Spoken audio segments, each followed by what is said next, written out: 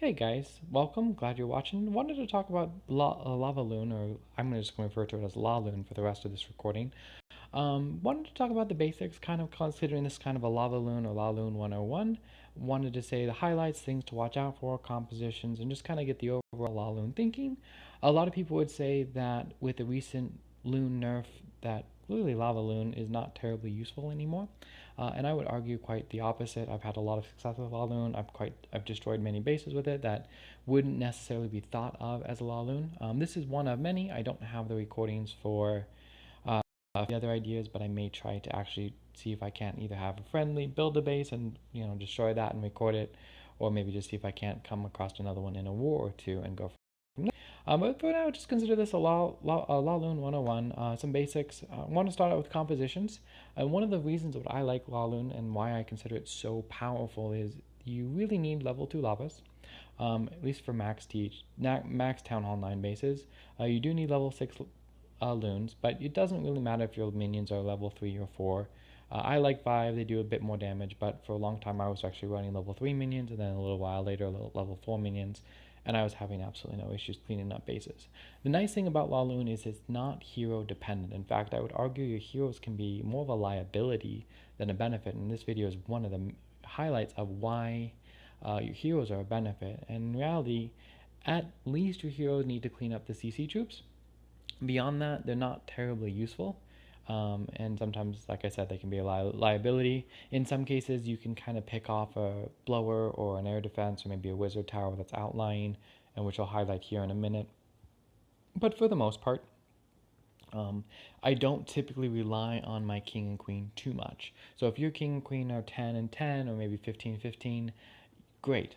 All they really need to do is clean the CC troops, and LaLoon can handle quite in there.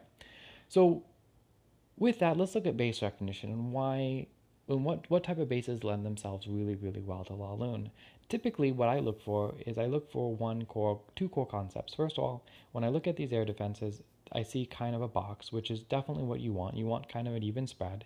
In this particular case, you can come from either north to south, south to north. You can come east to west, west to east, all that jazz. And you have a pretty even pathing. The other thing I look for is you look for these archer towers, the wizard tower, wizard tower, archer towers. All of these towers, they all would be shooting at the lavas when the lavas are kind of just camping out over the ADs. The only exception to this, of course, is this outlying one here, which this would be a good case if you had enough oomph in your king and queen to maybe try to pick that off after you picked off this fluff in front. But it's not the end of the world. The other thing you want to look for is how are these air defenses? Excuse me, not the air defenses, the Xbows. And the Xbows don't really matter too much. These are ground-based Xbows, which means I can actually take a lot of luxuries. Typically, my LaLoons, I'll think about them for about 5 or 10 minutes sometimes to make sure that I'm not forgetting anything or there's not anything funky. And this one with those Xbows literally took 30 seconds. I said, okay, I can do a one finger. I can be absolutely lazy. And I did that admittedly somewhat for this recording, just to show you guys that it's really not that hard to get a LaLoon with a little bit of patience and a little bit of care. Now, if these were up, I would have had to think about it a little bit more, because that's a lot of extra damage that my lavas and my loons are going to be tanking while they're kind of moving through the base. Now, the Xbows and the ADs and the tower defenses, those placements kind of matter, but really your biggest culprit will be these guys right here, this blower and this blower. And these blowers change how it works, and as you see, this actually stalls this attack out really long, and significantly damages a lot of troops that shouldn't have been damaged. Typically, if I can clean up a blower, I'll sometimes even have 3 lavas left over or 2 lavas left over if I'm not dealing with the blowers. But because these blowers are here, and because of the angle of attack that I chose to take, which I thought was probably the cleanest, I ended up actually not having a ton left over. But you can see I still had, about a minute left before the recording's done. So this by no means is a slow attack. If you're, finishing a base at 2 minutes and 45 seconds past, or maybe even 2:30 past, you're definitely not doing something correct. Most lava loons can be cleaned up in about a minute and a half to 2 minutes tops. Anything longer than that is just something went wrong somewhere. Great, so let's actually analyze this base and let's look at a couple of key things. Now, the first step in a LaLoon is a clan castle. This can quickly become the thing that destroys your attack if not properly handled. This particular clan castle placement is actually simple. If the clan castle and castle were switched, I probably would have had to approach this differently. And I'll talk about how I would generally approach that in a moment here. But in this particular case, I can see that this window comes to about just get one loon over this cannon. I can see roughly what comes out, and we'll go from there. And actually, I want to watch that for a moment. No, I haven't changed my mind. Sorry, let's not do that. Let's talk about what happens if this was switched. So typically, because this is so easy to access, I'm so far away from the air defenses when I'm at this cannon. But the only thing I have to worry about is these two archer towers, and that's not till about when I'm already starting to lure the clan castle troops. So I don't have to think too much about it, and I can actually be really, really lazy. Now, if this was a slightly different circumstance, you want to typically spend 2 to 3 loons and a haste spell, and you want to bring that haste spell in to try to just make sure you rush your loons in to get as much time in this circle as you possibly can, so you can pull as much out and you can clean up everything. I don't advocate doing hogs or any other sort of ground-based troops because there's a lot of compositions where you can be pulling Valkyries or you can be pulling something you don't really want to pull. Your time in the circle can sometimes be very, very valuable and sometimes very short. So you want to make sure that you're only pulling out things that will attack air. You don't want to pull out Valks, you don't want to pull out Barbarians if somebody decided to flood their base with Barbarians to try to be cute or something. You just want to pull out what is only going to kill you. Everything else is fluff and should be ignored. So, like I said, if in this particular case, I just do one loon because that's all I need. If I needed, I would have done more. We'll talk about that in the replay. But in other circumstances, let's say if hypothetically this castle is like right here, and I had to kind of squeeze this range, you might see me kind of saying, okay, well, I need to get to this archer tower, so let's drop a couple loons maybe right here and haste in, clean up the bomb tower, clean up this guy. I'm going to be taking damage, but at least from this guy, sometimes even in case you take it from the Xbow, and you kind of figure it out. Now, I can't see where this circle would be if the castle and the clan castle was swapped, so it's a bit harder to talk about. I'm sure I'll do that in other videos, though, and go from there. So the next step, obviously, is you got to clean up CC troops. I like to use an anchor building. If there's a hut in the corner, I'll take that sometimes. Sometimes I can't. Either put a minion down. Sometimes I'll swap a minion for 2 archers and put an archer down just to let all the troops kind of get to the corner so I can just clean them up with my king and my queen. In this particular case, I don't really have much of an anchor, and since my heroes are 28 and 30, I could actually be really lazy and just kind of just drop them off and not really think twice. Use a CC poison because that does wonders, and believe it or not, that can actually carry through a lot. You definitely need to think about that sometimes, at least in this particular case. You could have very well pulled like a Skelly spell or another haste spell and probably would have been okay. But general rule of thumb, this is kind of the base composition where you have 22 loons, 10 minions, 3 lavas with a CC lava, king, queen, 4 rages, 1 haste. And this is really kind of what I would call a textbook LaLoon, really straightforward. Will work for almost everything, and this is my jumping point for where to go from there. So with that, let's actually get into the replay. Like I said, the first steps first. I'm going to lure this clan castle, and I'm going to drop a loon here, right about now, I think, and I'm just going to let them float. And the reason I'm dropping one is I'm just trying to be as cost efficient as possible.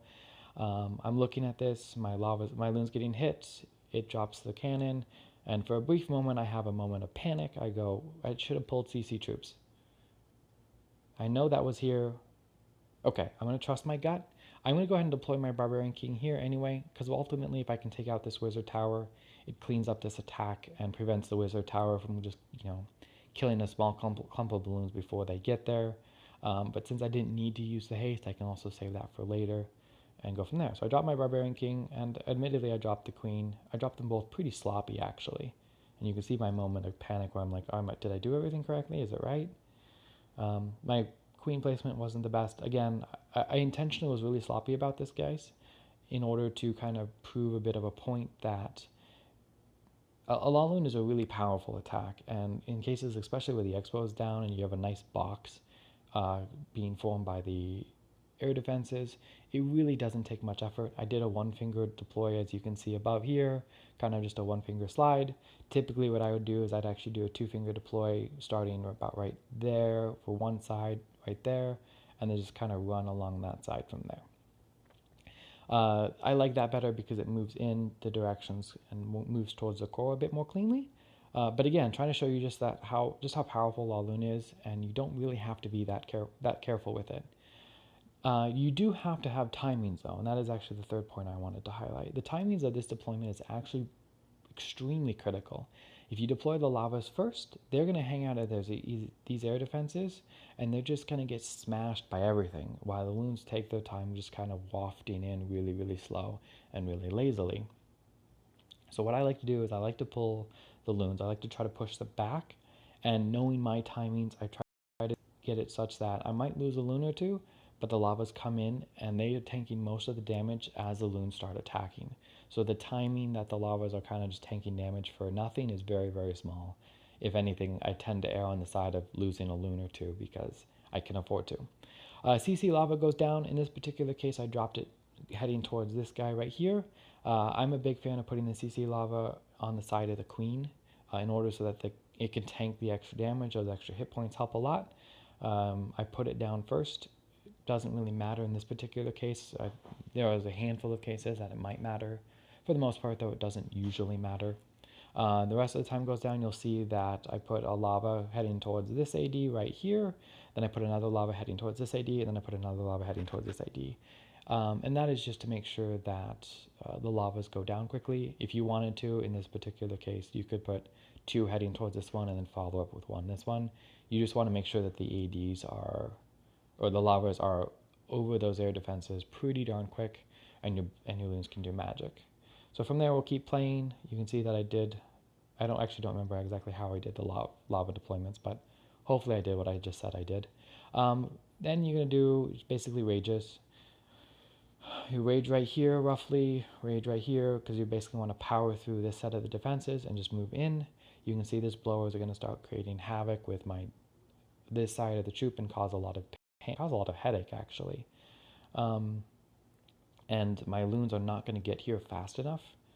Also, this is one of the reasons why a one finger slide is actually really bad. I don't recommend it, but I wanted to, again, admittedly being sloppy, just to show you guys it's a really, really strong attack, even when you are a little sloppy and make mistakes, because I have a really bad cluster of balloons right here, and I really want that cluster of balloons right here, which is why a two finger V, which I'll demonstrate in other videos in the future, is really the optimal way to go, especially for a base like this.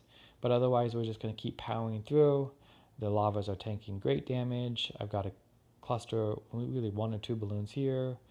We're moving through the base. Rage goes down over the ADs again.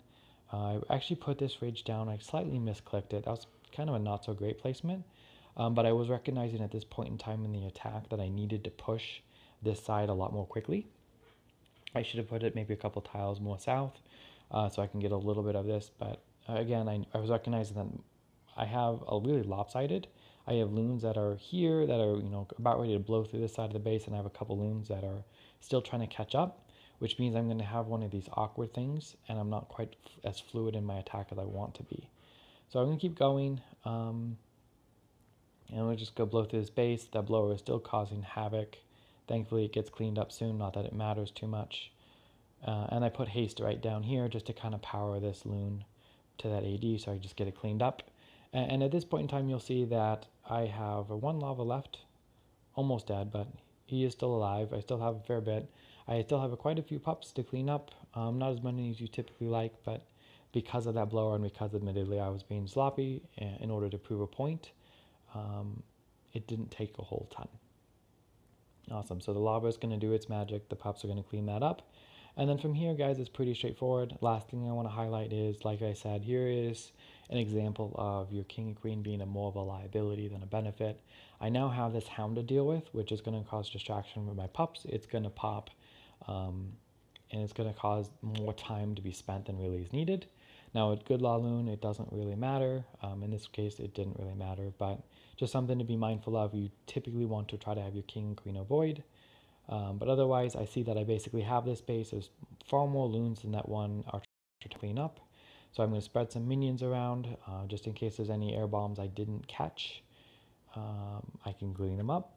You don't want to cluster all these minions up in one thing, because one air bomb and there's a whole bunch of your DPS gone, and those are pretty critical to clean up. So after that, guys, it's pretty straightforward. I think I ended up dropping the poison here just because I wanted to get rid of that LaLoon fast enough and speed this up as much as I could, but otherwise it's pretty fast. And as you can see, the pups and the minions, they just start decimating things really, really fast, and it becomes really not an issue at all.